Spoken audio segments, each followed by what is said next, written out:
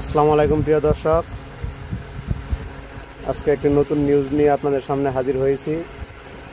আপনারা যারা ভিডিওগুলো দেখেন, যদি আপনাদের ভালো লাগে আমার চ্যানেলটি সাবস্ক্রাইব করে দিবেন।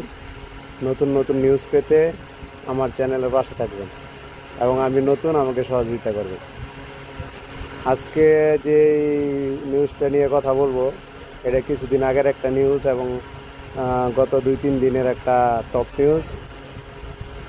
জামাতের আমির শফিকুর রহমান সাহেব যখন অসুস্থ হন, ওনাকে বলা হয়েছিল যে বাইরে গিয়ে চিকিৎসা করাতে, কিন্তু উনি রাজি হয় না।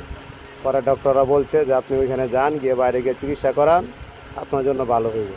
তখন উনি বলছিল যে হায়াতের মালিককে, তখন বলছে ডাক্তার বলছে যে আল্লাহ। তারপরে বলছে যে আমাকে বাঁচানোর মালিককে, সুস্থ করার মালিককে, আল্লাহ।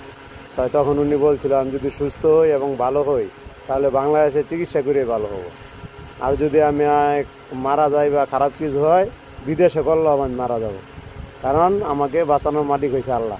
উনি যদি আমাকে বাঁচাতে যায় তাহলে আমি এখানেই বাঁচবো। এরপরে আরেকটা নিউজ হচ্ছে গিয়ে পরে যে এইটা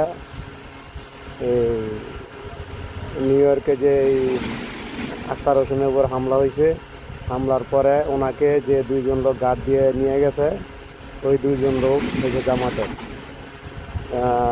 আবদুল্লাহ মোহাম্মদ তাহের, উনি এক অনুষ্ঠানে বলছিল যে ওনাকে যে সেভ করে নিয়ে গেছে এই লোক 2টা হয়েছে জামাতের লোক।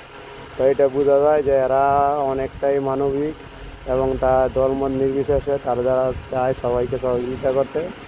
তো এই কথাগুলো আমি বললাম যে তাদের এই 2টা কাজই আমার 2টাই ভালো লাগছে, এই জন্য আমি বলা। কিন্তু আপনারা যদি কেউ মনে করেন যে আমি জামাত করি বা এরকম কিছু না, ধন্যবাদ পাশে থাকার জন্য।